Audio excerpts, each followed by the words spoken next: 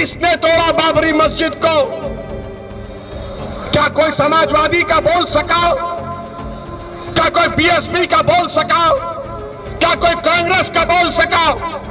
मैं पूछा जाकर इन लोगों से कि बताओ तुमने बात क्यों नहीं उठाई, तो नजरें झुका लिए। मैं समझ गया क्योंकि मस्जिद मेरी शहीद हुई थी, इनकी नहीं हुई थी। मेरी मस्जिद को शहीद किया गया था, मगर मस्जिद तो शहीद करने वालों ने शहीद किया, मगर उन्होंने हिंदुस्तान की बुनियादों को कमजोर कर दिया। तुमने अपने जालिम हाथों से एक मुबारक जगह को शहीद किया, मगर हिंदुस्तान को तुमने हिला दिया, रूल ऑफ लॉ को हिला दिया। सुप्रीम कोर्ट ने अंग्रेजी में कहा था अपने जजमेंट में, demolition of Babri Masjid is an egregious act of criminal. Babri Masjid 6 दिसंबर को शहीद हुई थी, उस पर बोले ओवैसी, भूलेंगे नहीं, पक्का करेंगे कि आने वाली पीढ़ियां भी याद रखे। बाबरी मस्जिद विध्वंस की बरसी 30वीं बरसी पर एआईएमआईएम के प्रमुख और हैदराबाद सांसद असदुद्दीन ओवैसी ने कहा है कि वह इस दिन को कभी नहीं भूलेंगे, पक्का करेंगे कि आने वाली पीढ़ियां भी इसे न भूले। उन्होंने 6 दिसंबर की तारीख को लोकतंत्र का काला दिन बताया है। एआईएमआईएम प्रमुख ओवैसी ने एक ट्वीट कर ये सब बातें कही। ओवैसी ने ट्वीट में लिखा, 6 दिसंबर भारतीय लोकतंत्र के लिए हमेशा काला दिन रहेगा। बाबरी मस्जिद का अपमान और विध्वंस अन्याय का प्रतीक है। इसके विनाश के लिए जो लोग जिम्मेदार थे उन्हें कभी दोषी नहीं ठहराया गया। हम इससे नहीं भूल पाएंगे और सुनिश्चित करेंगे कि आने वाली पीढ़ियां भी इसे याद रखें। 9 नवंबर 2019 को सुप्रीम कोर्ट ने विवाद को लेकर अंतिम फैसला सुनाया था। सुप्रीम कोर्ट ने विवादित 2.77 एकड़ भूमि मंदिर न्यास को देने का फैसला सुनाया था और इसके एवज में उत्तर प्रदेश सुन्नी सेंट्रल वक्फ बोर्ड को दूसरी जगह वैकल्पिक 5 एकड़ जमीन देने का आदेश भी सरकार को दिया था। सुप्रीम कोर्ट के आदेश का कई मुस्लिम संगठनों ने स्वागत किया तो कोई ने असंतोष जाहिर किया था। असदुद्दीन ओवैसी भी लगातार कहते आए हैं कि बाबरी मस्जिद मामले में मुस्लिम को न्याय नहीं मिला। इस साल 30 मई 2022 को सामने आया एक वीडियो में ओवैसी नौजवान को संबोधित करते हुए यह कहते हुए दिखाई देते हैं कि हमको इल्जाम लगाया जाता है कि मजलिस और ओवैसी ने क्यों ज्ञानवापी के मामले को उठाया है। मैं नौजवानों से कह रहा हूं जो आज 20-22 साल के नौजवान हैं, मैं तुमको कह रहा हूं नौजवानों, बाबरी मस्जिद को याद रखो। बाबरी मस्जिद को तुमसे छीन लिया गया, उसी तरीके से कोशिशें की जा रही है कि ज्ञानवापी को भी छीन लिया जाए, मथुरा की ईदगाह को भी छीन लिया जाए, लखनऊ की टीले वाली मस्जिद को भी छीन लिया जाए, मुंबई की हाजी अली दरगाह, ख्वाजा अजमेरी का आस्थाना, ये सब हो रहा है। मुझ पर आज उंगली उठा रहे हैं। इसी के साथ ओवैसी ने केंद्र की बीजेपी नीति, नरेंद्र मोदी सरकार, आरएसएस और कांग्रेस पर निशाना साधा था। क्योंकि हम रसूलुल्लाह सल्लल्लाहु अलैहि वसल्लम के उम्मती हैं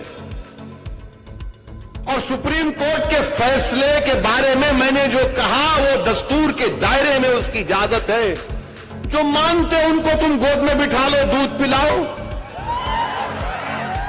जो मानते तुम उनको अपना महबूब बना लो, क्योंकि मैं जिसकी इश्क में मुब्तला हूं, जो जिंदगी की मेरी जुस्तजू है, मुझे नहीं मालूम कामयाब होगा नहीं होगा। मैंने जो आपकी ताईद कर दे बड़ा अच्छा है। ओवैसी ने कहा है तो ये गड़बड़ के लिए कह रहा है, नहीं गड़बड़ के लिए नहीं कह रहा हूं। मीडिया के लोग पूछते कि सारे हिंदुस्तान में सब बोल रहे ओके ओके ओके, तुम क्यों ओके नहीं बोलते? मैंने कहा इसलिए ओके नहीं बोल सकता हूं मैं क्योंकि जमहूरियत में मुखालिफत करना जरूरी है, वरना डिक्टेटर बन जाती है। मेरे अजीज दोस्तों और बुजुर्गों, ये सुप्रीम कोर्ट का फैसला सुप्रीम है, but supreme is not in supreme but not infallible. क्या सुप्रीम कोर्ट, अब आप बताइए, ये आपका घर है, आपको मैं जाके आपका घर तोड़ दिया और तोड़ने के बाद हम जाते एक जज साहब के पास, मैंने समझाने के लिए बोल रहा हूं, तो जिसको हम सालिस बनाते, आर्बिट्रेटर, जज बोले तो पकड़ लेंगे, आर्बिट्रेटर, मैं आपका घर तोड़ दिया, घर से बाहर निकाल दिया आपको। एक आर्बिट्रेटर के पास गए। आर्बिट्रेटर जो है मोटे ताजे थे, उनके भी चेहरे पे दाढ़ी थी, ऐनक पहनते थे, कुर्ता पैजामा भी पहनते थे। शायद कुर्ते का फुल साइज नहीं था, आधा था होगा, नहीं समझाने के लिए, किसी पे टिप्पणी तनकीद करने के लिए नहीं। तो खैर उनके पास गए तो उन्होंने बोले कौन तोड़े घर तुम्हारा? तोड़ने वाला ये। बोले नहीं, तोड़ने वाला घर बना के रहेगा तू, तेरे लिए बाहर जमीन दे तुम। ये कोई बात है? मेरा घर तोड़े मेरा घर, और तोड़ने वाले को मेरा घर दे रहे आप? वाह, what a wonderful thing to do. घर मेरा तोड़े ना, मेरा घर तोड़े तो मेरे को मिलना ना, तोड़ने वाले को मिलना। बोलो आप, जिसका घर तोड़े उसको मिलना ना। अब जो तोड़े उनको मिल गया। अब उनको क्या बोल रहे? प्यारे, वो तेरे को, तेरा घर कितना था? 2.77 था, तेरे को 5 एकड़ देते, ले ले।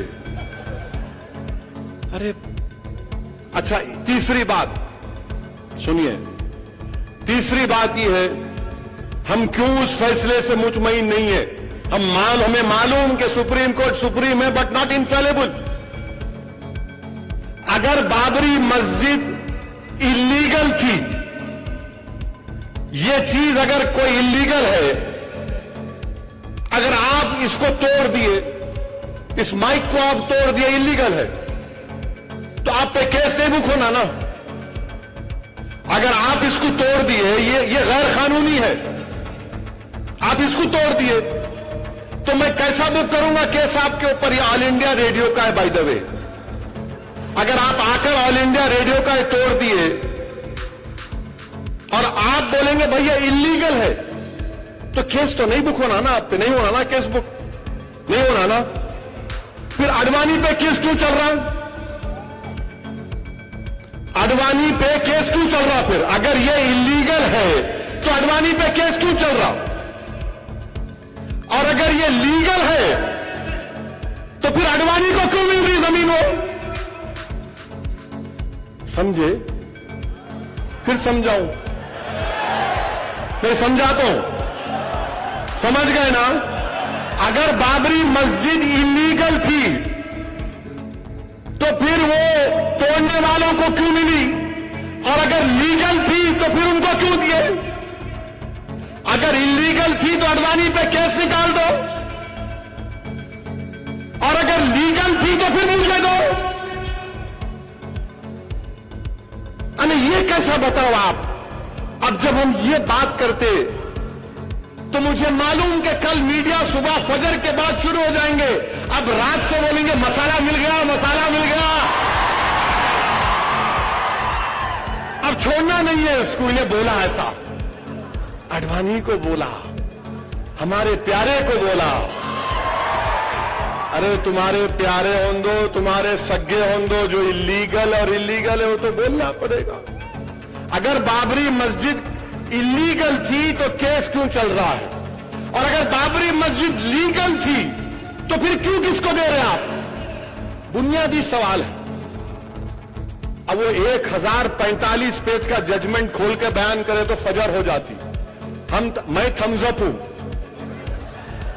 मैं मोदी जी की तरह पढ़ा लिखा हुआ नहीं हूं। गलती से सालारे मिल्लत ने मुझे लंदन भिजाकर बैरिस्ट्री की डिग्री कराई, फिर भी I am only thumbs up. Modi ji के पास बड़ा इल्म है, बड़े काबिल है, मैं मानता हूं। मेरा एक ही सवाल है, आपको तकलीफ क्यों हो रही? मैं पूछा तो आपको तकलीफ क्यों हो रही मेरे भाई? मेरा बुनियादी सवाल है। अब हम ये फैसले से मुतमईन क्यों नहीं है? मेरा जो लड़ाई है, मेरा कानूनी राइट है बाबरी मस्जिद, जिसको अंग्रेजी में बोलते हैं लीगल राइट। मेरी बाबरी मस्जिद मेरा लीगल राइट है। मैं जमीन के लिए नहीं लड़ रहा हूं, मैं मस्जिद के लिए लड़ रहा हूं। और उलमाए कराम ने बता दिया, हसन फारूकी ने अपनी तकरीर में कहा, उलमाए कराम ने कहा कि मस्जिद तहत सूरा से लेकर मस्जिद ही होती है। और मस्जिद जब क़यामत आएगी तो अल्लाह सुब्हाना व तआला मस्जिदों दुनिया की मसाजिद को उठाकर जन्नत में रखेगा। उलमा है, पूछ लो आप। सब चीज तबाह हो जाएगी जब सूर फूंका जाएगा सिवाय मस्जिदों के। मस्जिद अल्लाह की है। और आज जो लोग मुझे फोन करके बोल रहे हैं कि तुम्हारी ये बात सुन के बड़ी तकलीफ हुई, क्यों तुम नहीं मान लेते इस बात को? मैंने कहा मिस्टर, आप बहुत पढ़े लिखे हैं, आप काबिल हैं। मस्जिद क्या आपके अब्बा के जहेज में आई थी क्या? नहीं आई थी। मस्जिद अल्लाह की है, अल्लाह की रहेगी। नहीं, क्या होता, क्या होता, क्या नहीं होता? अगर ये आर्ग्यूमेंट को मान लेंगे तो फिर मस्जिद अक्सा भी छोड़ दो। मस्जिद अक्सा भी छोड़ दो ना भाई। 70 साल से लड़ रहे हैं मस्जिद अक्सा के लिए, छोड़ दो बोलो। और याद रखो, आप 5 एकड़ दिए, मैं बड़ी इज्जत से कह रहा हूं, मुसलमान हिंदुस्तान में गरीब है। दलितों के बाद सबसे ज्यादा हमारी कम आमदनी है। मुल्क में एक आम हिंदुस्तानी 10,000 रुपए महीने कमाता तो हम लोग 8-9 हजार भी नहीं कमाते। बेरोजगारी है, किराए के घर में रहते हैं, जेलों में हम भरे हुए हैं अंडर ट्रायल के तौर पर। हमारे महल्ले जात में तरक्की नहीं होती, स्कूल नहीं खोले जाते, पुलिस स्टेशन खोले जाते, अस्पताल नहीं खोले जाते, जुए और शराब खाने खोले जाते। इन तमाम के बावजूद भी अगर मैं हिंदुस्तान का सबसे गरीब इलाका है सीमांचल के पास सीमांचल में चला जाऊं और किशनगंज से अरारिया तक मैं सीमांचल की आवाम से भीख मांगू कि मेरी झोली पैसों से भर दो, मुझे उत्तर प्रदेश में 5 एकड़ जमीन खरीद कर अल्लाह की मस्जिद बनाना है, तो खुदा की कसम 48 घंटे में उतने पैसे जमा हो जाएंगे। हमारी लड़ाई जमीन की नहीं थी, हमारी तौहीन की जा रही है जमीन देकर। हमारी लड़ाई मस्जिद की थी, लीगल राइट की थी। हमको भीख में नहीं चाहिए कोई चीज, हमको हमारा हक है तो दो। हमको भिखारी समझकर मत देखो। हम हिंदुस्तान के बाइज्जत शहरी हैं। हम कोई किराएदार नहीं है, हम कोई फकीर नहीं है, भिखारी नहीं है कि तुम्हारे फेंके हुए टुकड़ों पर जिंदा रहेंगे हम। लड़ाई लीगल राइट की है। इसीलिए all India Muslim personal law board के जिम्मेदारों ने कहा कि हम मुतमईन नहीं है। बिल्कुल सही बात। अब आपको बड़ी तकलीफ कि सब लोग राजी हो गए, ये लोग कौन हैं? तो याद रखो, हम लोग दीवाने हैं, पागल हैं। और जब दीवाने पागलों को अक्लमंद की बात समझ में नहीं आती, जो अक्लमंद हैं वो मोदी जी मोदी जी मोदी जी कर रहे हैं, और जो दीवाने पागल हैं वो मस्जिद मस्जिद कर रहे हैं।